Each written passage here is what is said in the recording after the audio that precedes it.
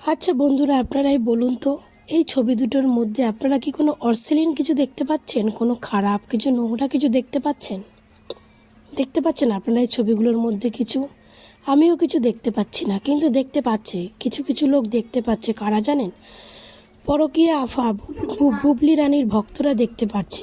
তারা দেখতে পাচ্ছে এই ছবিগুলোর মধ্যে কোনো অশ্লীলতা আছে, নোংরা কিছু আছে। এই যে অপু বিশ্বাসের যে মেকআপ আর্টিস্ট, সে যে অপু বিশ্বাসের ড্রেসটা ঠিক করে দিচ্ছে, অপু বিশ্বাসের যে সামনে দিয়ে গলার নেকলেসটা ঠিক করে দিচ্ছে, সামনে হাত দিয়ে ঠিক করে দিচ্ছে, এটার মধ্যে তারা অশ্লীলতা খুঁজে পাচ্ছে। তো আমরা যতটা জানি যে একটা নায়িকা যখন সে কোনো ফটোশ্যুট বা সে যে কোনো অ্যাডের বা কোনো কিছু, বা আমরা কোনো সিনেমাতেও যদি দেখি, কোনো সিনেমাতেও যদি কোনো নায়িকার মেকআপের কোনো সমস্যা, সব কিন্তু মেকআপ আর্টিস্টরাই ঠিকঠাক করে দেয়। ড্রেসের কোনো প্রবলেম হলে ড্রেস আর্টিস্টরাই কিন্তু ড্রেসটাকে সে ঠিকঠাক করে দেবে, সেখানে তাদের হাত যে কোনো জায়গায় যেতে পারে।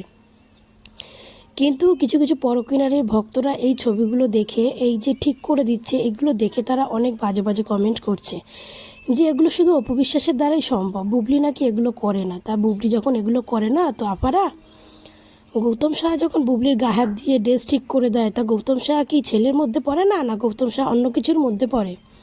সে যখন ড্রেস ঠিক করে দিচ্ছে, বুবলির কোমরে হাত দিয়ে ফটো তুলছে, তো সেগুলো খারাপের নজরের মধ্যে পড়ে না আপনাদের?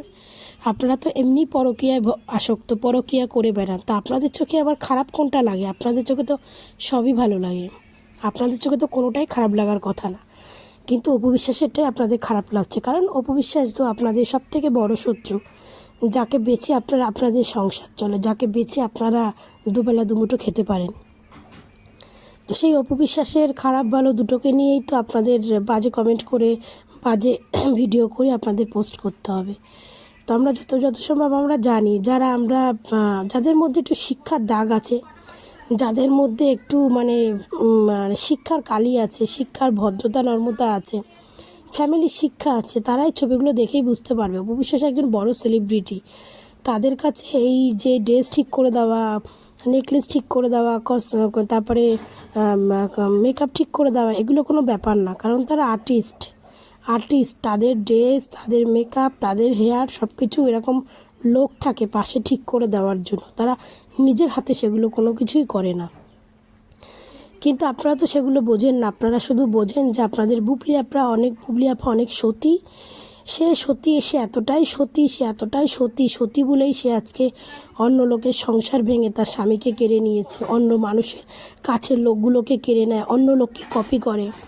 আপনাদের আফা এতটাই সতী, সেটা আপনাদের আফা আপনাদের কাছে অনেক সতী হতে পারে, কিন্তু দর্শকের কাছে সতী না। দর্শকের কাছে আপনাদের আফার অনেক ট্যাগ আছে, পরকীয়া রানী, বাথরুম রানী, কপিবাজ কুইন।